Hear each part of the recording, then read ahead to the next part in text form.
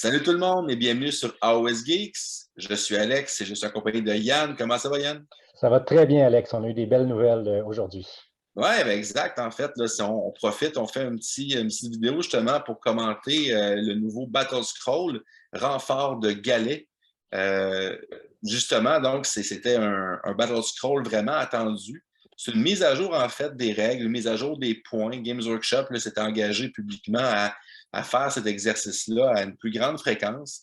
Et là, ben, on a justement cette mise à jour-là d'octobre 2022 qui amène quand même un certain nombre de modifications qui ne sont pas banales. Donc, on vous propose de faire le tour ensemble. Donc, Yann, peut-être commencer avec justement là, les modifications en fait là, qui ont retenu ton attention. Oui, puis ce qu'il faut avoir en tête aussi, c'est que le document du Battle Scroll rassemble aussi les autres changements qui avaient été faits dans les Battle Scrolls précédents. Donc, les nouveaux éléments sont écrits en magenta.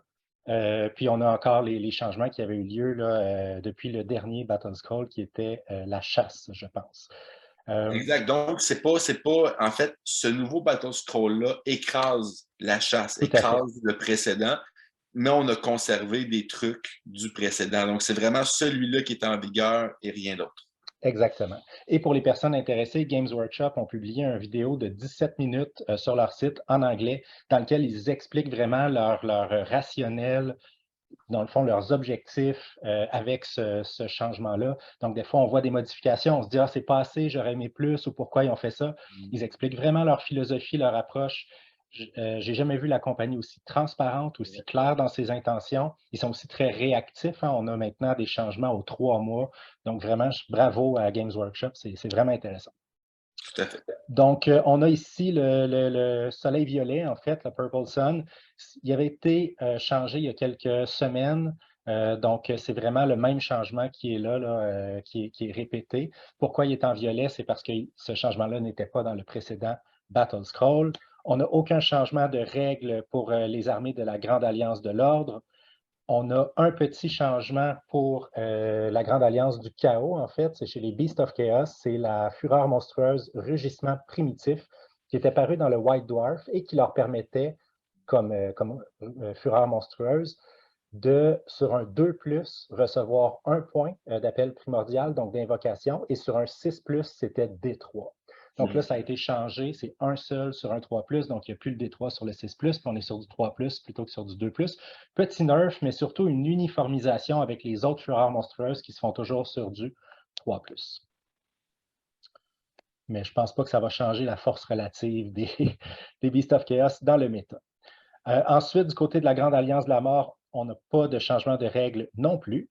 Par contre, du côté de la destruction, on a 2 changements de règles qui ne sont pas majeurs, mais pas banals non plus. Le premier est pour les Cruel Boys. Donc, notre vasomancien, notre chaman, peut maintenant et lancer un sort ou conjurer un sort persistant et utiliser son élixir ou son poison. Donc, avant, si on utilisait l'élixir ou le poison, on sacrifiait notre capacité à utiliser notre magie pendant notre phase de héros. Alors là, c'est une petite correction. Je pense que c'est très bienvenu. Oui. Ça ne rendra pas les Cruel Boys cassés pour autant. Et les Cruel Boys ont une très, très belle, des très beaux sorts, une très beau lore de magie. Donc, c'est vraiment bien de pouvoir avoir plus de casters, plus de sorts chez les Cruel Boys. Donc, un petit up qui est très, très bienvenu parce que c'était, selon les statistiques de Games Workshop, la pire armée du méta. Oui, puis on s'entend aussi que, tu sais, c'est pas, tu l'as dit, c'est pas une règle brisée, puis on avait un chaman qui essentiellement ne faisait jamais de magie. Parce qu'on a Exact. toujours préféré son habilité d'élixir à son sort, peu importe lequel sort soit-il, là.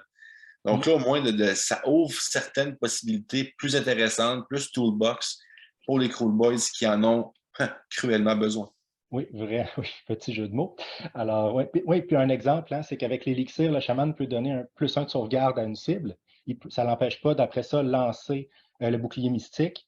Donc, on peut donner +2 de sauvegarde. Fait que là, à ce moment-là, ça peut permettre à nos Cruel Boys qui ne sont pas très tanky d'être beaucoup plus tanky. Donc, vraiment, beau petit changement. L'autre changement, en fait, c'est que la Ragnarok avec Tribu guerrière, donc c'est l'araignée chez les Spider-Fang qui a les gobelins dessus, là, les petits gobelins, devient une unité de ligne si le général est Spider-Fang. Donc, petit changement, une petite option de plus dans la construction de liste. On n'est pas pris si on joue Spider-Fang, à jouer seulement des chevaucheurs d'araignées comme les. Mais bon. J'en ai parlé à Pierre-Olivier Savard et il ne semble pas très impressionné. Non, ça ne va rien révolutionner dans le. On ne verra toujours pas de Spider-Fang en compétitif. Alors, aucun changement de règle majeur. Autre chose à noter aussi, aucun nouveau War Scroll. Donc, il n'y a pas eu de réécriture de charte d'unité, rien de tout ça. Donc, c'est relativement léger du côté des règles comme modification.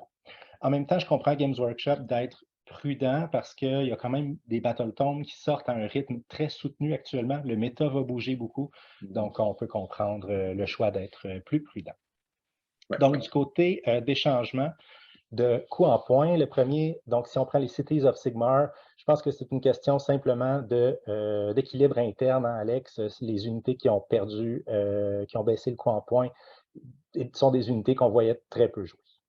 Ben, ça reste du cosmétique. On parle d'unités qui sont davantage de la faction là, Dark Elf, si on veut. C'était pas des unités qu'on voyait à la base sur les tables en compétitif. Je pense que Cities of Sigmar a plusieurs builds compétitifs, mais pas vraiment avec ces unités-là. Est-ce que ça va bouleverser le méta? Absolument pas, en fait. Là. Oui, si un joueur, puis j'en ai un en tête de la région là, qui affectionne particulièrement ces unités-là, ben, ça va être des changements qui sont bienvenus. Par contre, c'est pas, je vois pas un intérêt, je dirais, là, particulier à cette baisse de points-là.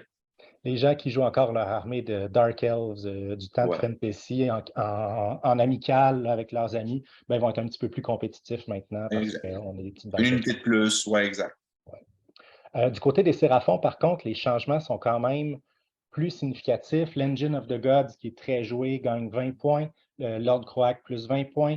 L'Astrolite, plus 15 points. Les Skink Priest, plus 30 points. Ils passent de 90 à 120, donc c'est vraiment significatif. Et le Slan, plus 20 points.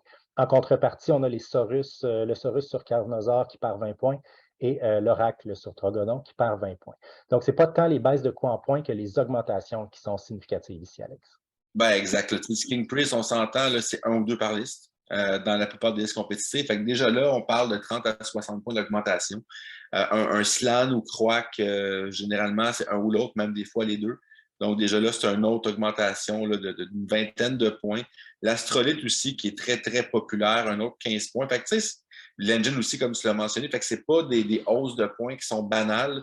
Parce qu'elles sont cumulatives, en fait, là, parce que la plupart des listes compétitives vont avoir la plupart de ces unités-là.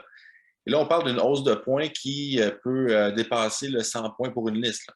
Donc, 100 points pour une liste, on commence à perdre des choses, on commence à faire certains choix.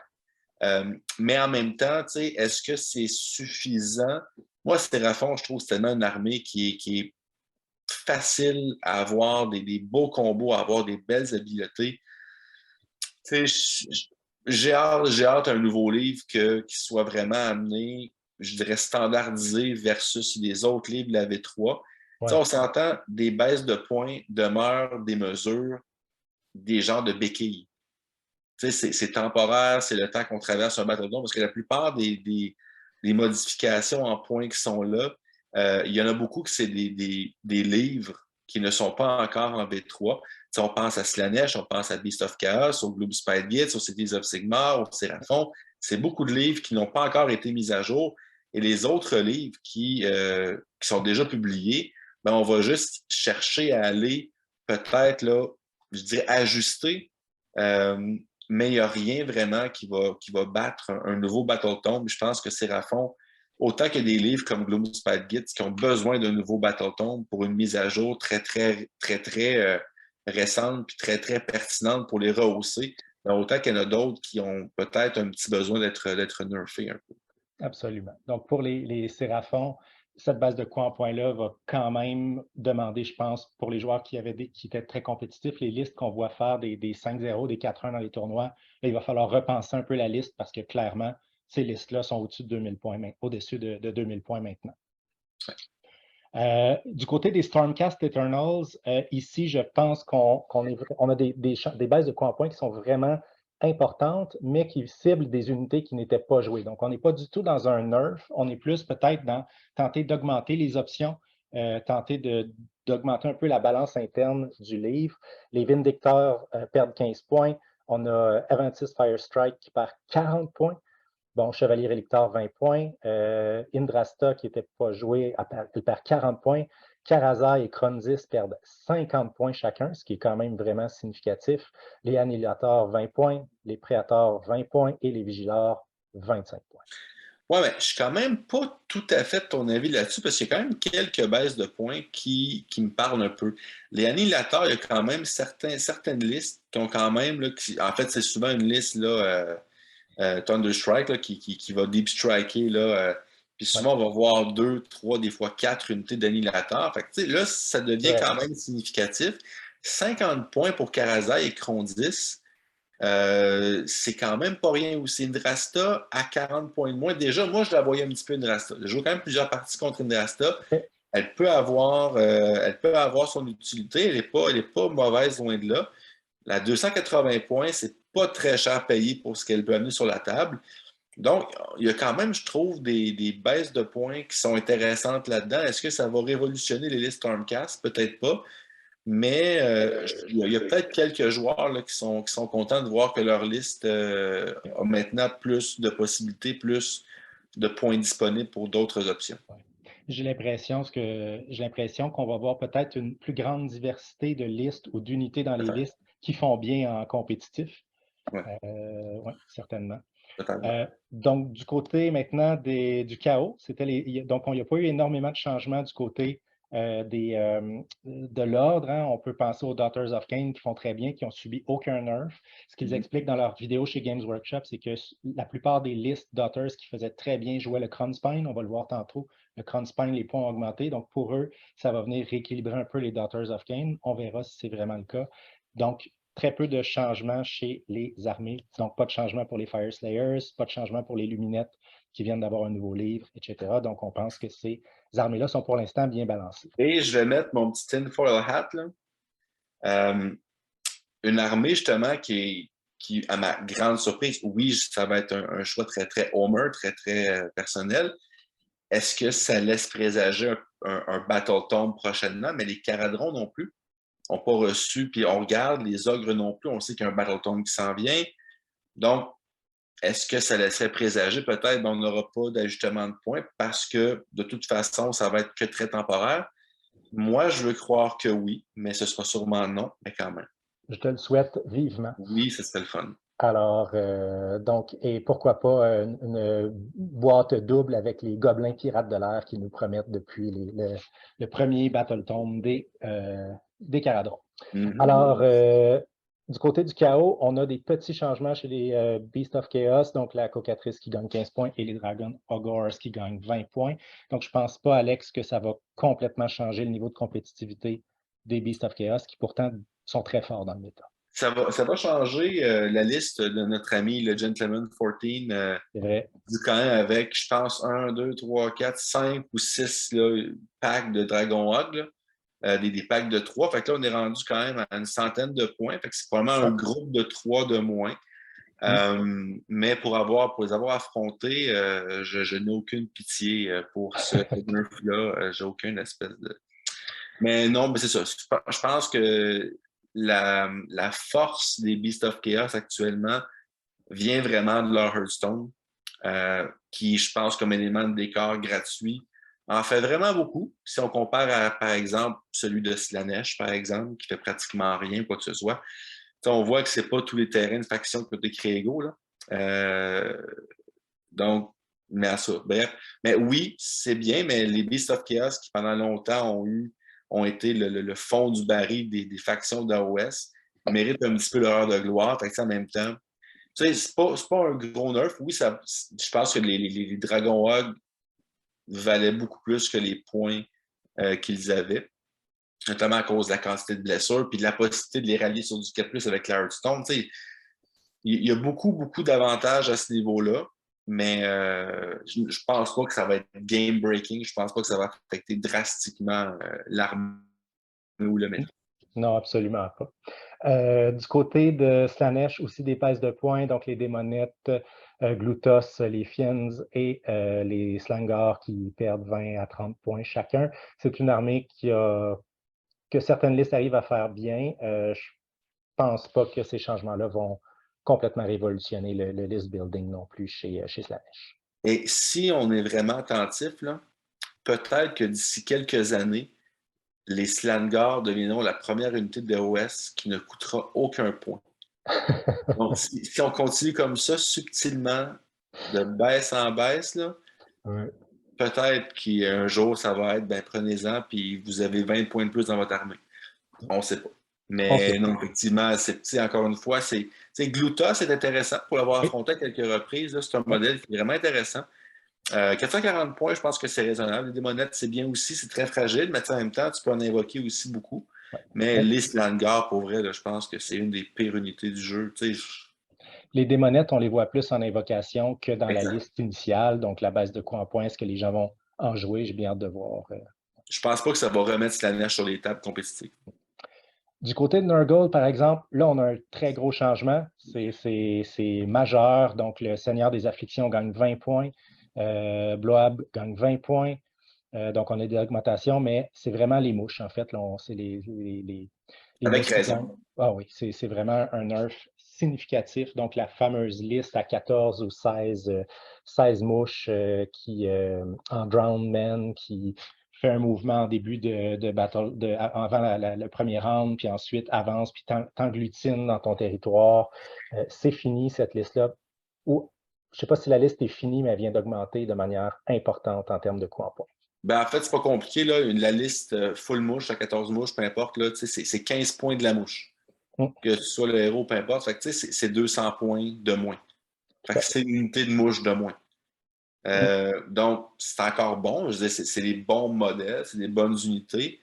Mais là, avec 2 mouches de moins au niveau du contrôle de table, tu penses que tu as affronté une liste similaire récemment au tournoi à Montréal, si je ne me trompe pas. Enlève 2 mouches à cette liste-là, puis on n'a pas le même match, je suis pas mal sûr. Là. Non, tout à fait. Là, non, tout à fait. Fait que, oui, c'est significatif. Est-ce que la liste uniquement de mouches va disparaître, qu'on va avoir encore en soutien, parce que ça reste des très, très bons War-Scroll. Même à 250 points, je pense qu'ils valent ces points-là. Mais une armée complètement... je suis curieux. Je pense qu'on va peut-être revoir un peu plus de Blight King. Oui, probablement. Surtout quand, si et quand les Bounty Hunters puis ces choses-là vont changer dans un prochain GHB, les Blight King vont gagner un peu plus de résistance encore. Je pense qu'on va avoir un petit peu plus. Donc, beau changement pour une liste qui était quand même oppressive en ce moment. Ensuite, chez les Skaven, peut-être plus une question de balance interne ici. Donc, quelques unités qui perdent 10 à 20 points. Les Vermin Lord qui perdent 10 points. C'est bienvenu. Est-ce que ça va changer vraiment le list building encore là? Je ne connais pas assez les Skaven pour me prononcer dans le fin détail, mais je ne pense pas que ce soit des changements qui sont majeurs. Petit clin d'œil à Guillaume Berger avec la roue infernale. Je sais que c'est un fan, donc bravo pour lui. Oui, tout à fait. Du côté de la Grande Alliance de la mort, donc des petits changements ici. Chez les Flesh Eater Courts, rien de majeur, mais quand même, c'est bienvenu. Donc, les Terrorgeist et Zombie Dragon qui perdent 20 points. Donc, pourquoi pas, ça va être bienvenu pour ceux qui les jouaient. À noter que ce sont les versions non montées, qu'il n'y a pas de héros, c'est les versions standards. On les voyait moins jouer. Exact. Généralement, qu'est-ce qu'ils vont être plus? Oui, changement cosmétique, tout à fait. Chez les Bones Reapers, ce sont des changements qui ne sont pas négligeables. Le Gothizar Harvester, qui permet de ramener beaucoup de modèles, qui donne beaucoup de récursion, qui perd 15 points. Les Immortis Guard, les Morghast Ashai, les Morghast Harbinger. Dernièrement, on a vu une liste de OCR Bones Reapers faire un 4-1, je pense, ou un 5-0 dans un tournoi, alors que c'est une armée qui a beaucoup de difficultés actuellement. Et cette liste-là jouait, je pense, 15 Morghast, si ma mémoire est bonne. Et là, ils viennent les baisser de 20 à 25 points par unité. Donc, je pense que le joueur qui jouait cette liste-là de full Morghast est très heureux aujourd'hui. Donc, intéressant. Et ça va peut-être amener des listes qui sont différentes des murs de Mortec. Là, ça va amener peut-être une meilleure balance interne aussi. Ben, en fait, c'est pratiquement toutes les unités, à l'exception des 2 unités de ligne, la cavalerie et les Mortec, qui ont baissé de points. Puis, tu sais, on parle de 25 points, on parle de 20 points, 15 points. C'est pas des baisses qui sont anecdotiques quand même. Là. Donc, oui, je pense qu'il y a quelque chose, justement. Je serais curieux de voir une liste une liste Bone Reaper, justement, qui va tirer profit un peu de ces unités-là. Je serais très curieux de voir ça. Je sais que Vincent, qui ne pouvait pas être avec nous, est un joueur Bones Reapers, c'est son armée de cœur, les Bones Reapers, et cet après-midi, déjà, il travaillait sur des listes.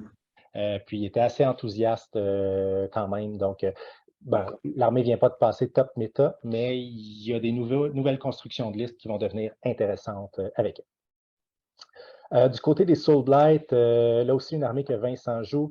Donc, Terrorgeist qui perd 20 points, Zombie Dragon qui perd 20 points, donc en cohérence avec les changements qu'on a vus chez les Flesh Eater Courts. Puis ensuite, bon, le White King dans ses deux versions qui baisse, le Bloodseeker Palantin, des unités qu'on ne voyait pas jouer, et Neferata qui est quand même une bonne pièce qui perd 20 points aussi. Donc, je pense pas que ça va changer beaucoup le list building, encore une fois, des Soul Blight, mais Neferata, on va peut-être l'avoir un peu. Ouais, mais je pense que les joueurs qui voulaient la jouer de toute façon, là, Oui. Je pense pas que les listes vont se refaire avec ça. Là. Non, Donc, pas. moi, je trouve ça cosmétique. Qu'elle soit 345 ou 365, je veux dire, je vois pas vraiment la différence majeure. On est d'accord là-dessus. Alors, Games Workshop nous avait annoncé que deux armées étaient particulièrement ciblées, les Gloomspite Gits et les Cruel Boys, comme étant dans le fond du baril. Je pense que les joueurs, a priori, certains joueurs Gloomspite étaient un peu déçus, s'attendaient à peut-être plus. On a quand même des changements de coups en points sur beaucoup d'unités. Donc, les Shooters et les Stabas perdent respectivement 20 et 10 points. Donc, ça, c'est nos unités de ligne qui sont toujours lignes, peu importe notre général. C'est quand même 20 modèles, donc 20 points de vie. Pour 120 points, on commence à pouvoir mettre beaucoup de bonhommes sur la table. C'est un changement qui est bienvenu. Le Mangler Squig par 25 points. Sa version montée en boss diminue en coup en point aussi de 20 points. Le Dankold Truck Boss, qui est notre général troll, par 20 points. L'Arachnarok de base, là, qui n'est pas monté, par 20 points. Le Shaman sur araignée par 20 points. Les Spider Riders perdent 10 points. Et les Squiggards, qui sont lignes lorsque notre général est Squig, perdent 20 points, passent de 160 à 140. Donc, vraiment, plusieurs beaux petits changements. Ça va donner un peu de place, disons, pour rentrer souvent une unité de plus, peut-être, dans nos listes. Est-ce que cette unité de plus-là va ramener les Gloomspite à un niveau compétitif? Je ne suis vraiment pas certain. Ben, en fait, ce qu'on vient d'acheter avec ça, c'est qu'au lieu qu'on se fasse tabler ronde 3, on va se faire tabler ronde 4. Moi, c'est comme ça que je vois ça. Je regarde les Gloomspite, puis je regarde les Beast of Chaos d'un an. Exact, oui. Je pense qu'on est là, on est rendu que la faction en tant que telle, puis c'est pas les points, c'est la faction en tant que telle ne fonctionne pas au même niveau compétitif que la grande majorité des autres factions. C'est un livre qui était faible lorsqu'il est sorti en V2. Donc en V3, il est très faible. C'est un problème d'écriture du livre. Je pense qu'il faut simplement attendre le prochain livre pour pouvoir jouer les Gloomspite en compétitif. Ou des changements majeurs de Warscroll, de l'ordre des Beast of Chaos avec l'Hearthstone qui... Oui. Mais on l'a même eu, ce changement-là. Ils ont changé la pièce de terrain, la lune des Gloomspite. Mais c'est bon, ça a été un beau petit hop, mais c'était vraiment pas suffisant quand même. Donc, du côté des Auric Warclands, les changements de coups en point les plus significatifs sont du côté des Cruel Boys et des Bone Splitters. Donc, les Cruel Boys, eux, ont des changements de coups en point qui sont vraiment pas négligeables. Donc, l'empaleuse par 20 points, ça, c'est la baliste. Ça ne sera pas plus joué qu'elle l'était. C'est un problème de Warscroll. Les éventreurs, les Gut Rippers, passent de 180 à 160 points. Donc, changement très bienvenu. C'est notre unité de ligne. C'est notre seule, en fait, unité de ligne là, qui est toujours ligne, peu importe sans conditions. Donc, ça, c'est très bienvenu comme changement. Le boss qui tue sur Bruxodonte, donc c'est notre boss qui est sur le genre de félin par 20 points. Moi, c'est un personnage que j'ai joué beaucoup dans plusieurs listes. Donc, il perd 20 points, c'est très bienvenu. Gobsprak par 20 points. Le boss sur Vautour par 20 points. Le Sludge Raker par 25 points et sa version donnée par 30 points. Le Sludge Raker est joué dans toutes les listes Cruel Boys ou à peu près. Et là, il perd 25 points. Donc, vraiment des belles baisses de coups en points. Là. Mes listes qui n'incluent pas Kragnos ont perdu à peu près 100 points en moyenne. Là. Donc, plus l'utilité du chaman qui a augmenté un petit peu. C'est quand même, je pense qu'il y a peut-être du bon stock. Puis les éventreurs à 160 points, justement, avec le chaman qui peut donner plus une sauvegarde, un Mystic Shield, soudainement, un groupe de 20, c'est quand même 40 PV qui ont plus une sauvegarde, qui ignorent un drain, qui font des blessures mortelles. Tu sais, soudainement, c'est peut-être pas une mauvaise idée. Exactement. Donc, je pense qu'on va plus les voir jouer. C'est sûr que tant que les Bounty Hunters vont être là, ça va être difficile pour les éventreurs, mais quand même, c'est des beaux changements. Je pense que, bon, les Cruel Boys, dans les statistiques publiées aujourd'hui, c'est l'armée qui a le plus faible taux de victoire en tournoi dans toutes les armées de AOS. Ça devrait leur permettre de remonter un petit peu. Est-ce qu'ils vont rejoindre la moyenne? Ça va être difficile, mais voilà. Pour moi qui aime beaucoup les jouer, ça va me permettre de jouer une unité de plus dans ma liste. Donc, je suis bien content de ce changement-là. Et on a des changements qui sont pour les orques sauvages, donc les Bone Splitters, des changements. Donc, le prophète Wurgog gagne 20 points. Les Big Stabas gagnent 20 points. Et la cavalerie gagne 10 points. Donc, on a vu plusieurs listes qui jouaient beaucoup de Big Stabas, que l'unité passe de 80 à 100 points, ça augmente beaucoup les points de ces listes. Un petit clin d'œil à Mike Simeon que j'ai affronté justement à Ottawa au CCBB, qui avait une très belle liste, un excellent joueur. Sa liste a dû prendre 200 points à peu près. Ah oui, c'est ça. Dans ces coins-là. Là. Donc, 200 points de plus, là. Oh boy, ça change une liste. Mais ils étaient très forts dans le méta actuellement, les Bone Splitters, un beau taux de victoire, donc c'est un petit nerf qui est quand même bienvenu en ce sens-là. Finalement, on a les profils additionnels, donc notamment le Crown Spine qui était très joué et surtout le taux de victoire des armées qui le jouaient était très, très élevé comparativement au taux de victoire de la même armée qui ne le joue pas. Donc, c'est ce qui a justifié une augmentation de 80 points. Il passe de 400 points à 480 points. Ça, c'est beaucoup. Ça frappe, mais en même temps, justement, le Crown Spine, c'est une mécanique de jeu qui est unique, puis surtout qui est accessible à toutes les armées. Donc, quand tu as un War Scroll accessible à toutes les armées, c'est que tu multiplies les possibilités de combos, tu multiplies les utilités et les façons que ça peut pallier au reste de la liste. Donc, je pense, et ça, c'est une bonne chose, il faut que ces unités-là, ces unités passent partout-là, un peu comme les sorts persistants génériques. On voit par la suite, il y a eu d'autres sorts qui ont une augmentation de points. Il faut que ces éléments-là soient plus dispendieux que passés. Donc, il faut quelque part que prendre ces unités-là amène un certain dilemme. À 400 points, le Crown Spine, pour plusieurs armées, c'était pas vraiment un dilemme. Donc, je pense que c'est une bonne décision. Absolument d'accord avec toi. Du côté des sorts persistants, on a les Cogs, en fait, les Chronomatic Cogs qui ont gagné 30 points, ils passent de 40 à 70, c'est important. On les voyait beaucoup jouer, en fait, donc on pouvait s'attendre à ce changement-là. Le Luncheon Soulseeker gagne 20 points, passe de 30 à 50. Je pense que ceux qui le jouaient vont continuer à le jouer. Oui. Le Purple Sun avait gagné un 20 points, il est à 90. Et le Spell Portal qui permet de lancer des sorts, là, augmenter la portée de nos sorts à travers le portail, gagne un petit 10 points, de 70 à 80. Encore là, je pense que ceux qui le jouaient vont continuer à le jouer. Ouais, des listes qui sont basées là-dessus. Je regarde, entre autres, bon, le soleil violet. Augmenter de points, c'est un petit peu d'efficacité, mais ça reste quand même un sort persistant qui est incroyable. Donc, les joueurs qui basaient leur liste dessus vont continuer de le faire. C'est pas le 20 points qui va faire une différence majeure. Même chose pour le portail. Les cogs à 30 points de plus, ça commence à être significatif. Ça commence à... Ouais, entre autres, moi, j'hésitais à le jouer à 40 points dans mon armée de Luminins. Là, avec 70 points, justement, là, ça vient de dépasser mon 2000 points. Donc, je ne peux plus jouer, je ne peux plus le considérer. Donc, 30 points, ça peut faire une différence. Ouais. Ah oui, 40 points, souvent, ça rentre bien dans une liste. On arrive à 1950, on se dit, je vais jouer les cogs, ça rentre bien. 70 points, c'est rare qu'on a 70-80 points de lousse dans une liste. Voilà. Donc, c'est ce qui fait le tour de la balance update, donc de notre mise à jour pour cet automne. Alex, oui, Battle Scroll. Alex, qu'est-ce que tu en as pensé dans l'ensemble? Quelle est ton évaluation du travail de Games Workshop? Quelle note leur donnerais-tu? Moi, en fait, je vais leur donner un 7 sur 10. Mais aussi, je ne peux pas passer sous silence le fait qu'il y a plusieurs factions qui ont reçu des errata aussi aujourd'hui, euh, notamment au niveau des règles de base. Oui, Il y a quelques petites modifications. Il y a des facs aussi, entre autres les Sylvanettes.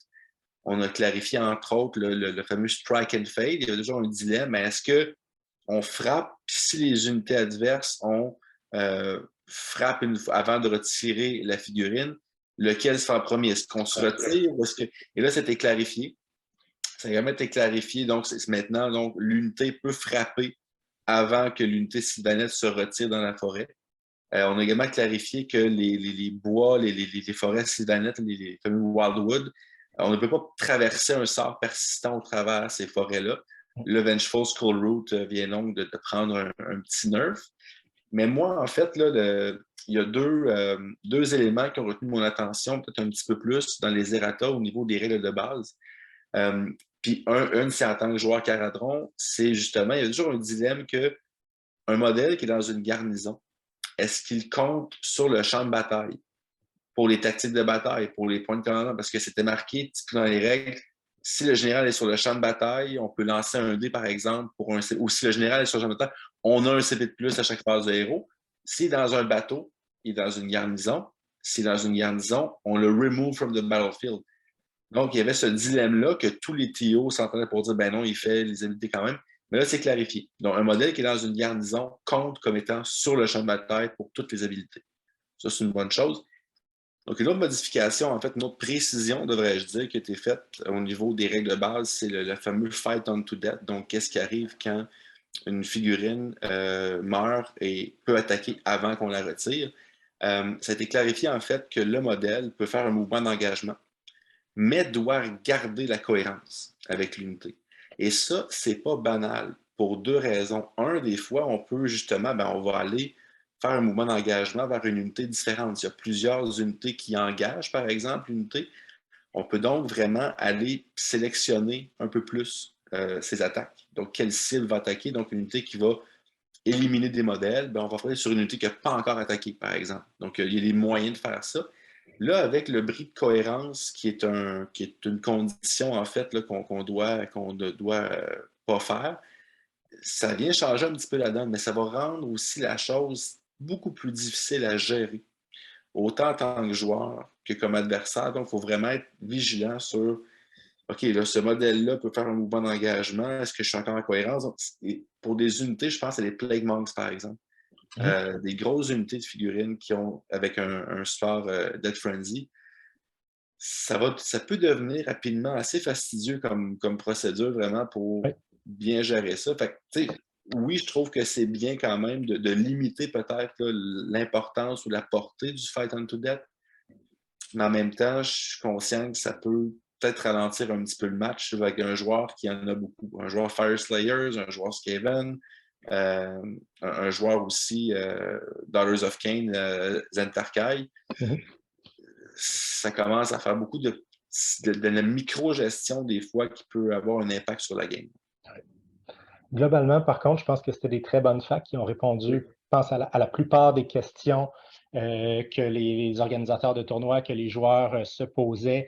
Je vais laisser les gens aller lire, mais il y a aussi une demi-page, je pense, qui est consacrée à expliquer comment se déroulent les habiletés qui permettent d'ignorer l'effet de sort ou de sort persistant. Donc, à quel moment on peut lancer pour ignorer le sort, à quel moment on lance quand notre unité entre dans une zone d'effet d'un sort, ainsi de suite. Donc, je vous laisse aller lire ça. Mais vraiment, très bon travail. Moi, je pense que je ferais une petite affaire plus généreuse que toi. Je leur donnerais un 8 sur 10. Si je considère aussi les facs qu'ils ont produits, je trouve qu'ils ont fait un très bon travail. C'est sûr qu'on pourrait toujours souhaiter un meilleur équilibre. Donc, on aurait pu vouloir souhaiter de voir des modifications aux chartes d'unité dans ce Battle Scroll-là. Mais je pense que Games Workshop fait bien quand même d'être relativement prudent. Ils veulent faire des petits changements, avoir le temps de voir ce qui se passe. Il y a beaucoup de nouveaux Battletoads qui arrivent, donc le méta va changer. Et il faut se le dire, je pense que le méta de AOS n'a jamais été aussi équilibré. On n'a jamais vu une aussi grande diversité de factions faire des bons résultats en tournoi, des 4-1, des 5-0. Donc vraiment, bravo à Games Workshop. Ils sont en train de réussir quelque chose qu'ils n'ont jamais réussi avec aucun de leurs jeux depuis que la compagnie existe, c'est-à-dire arriver à un relatif équilibre dans les forces. C'est loin d'être parfait, mais c'est le meilleur qu'on a eu depuis Fantasy, depuis toujours, je pense. Ouais, je suis d'accord. Puis, tu sais, des fois, juste de dire, on veut pas, en fait, résoudre un problème en créant un autre. Donc, Exact. des fois, d'avoir des réactions peut-être un petit peu trop impulsives, puis de dire, ben, OK, telle faction a vraiment besoin d'aide, ben, on va vraiment faire l'effet inverse, mais peut-être qu'on va créer quelque chose, justement, qui est non volontaire, puis qui a un débalancement. Mais tu l'as mentionné, en fait, justement, c'est que depuis, je pense que pratiquement tous les livres de la V3 euh, ont une bonne balance externe. Dans le méta, je pense que chaque faction, en fait, a des match-ups qui vont être difficiles, mais chaque livre a des opportunités.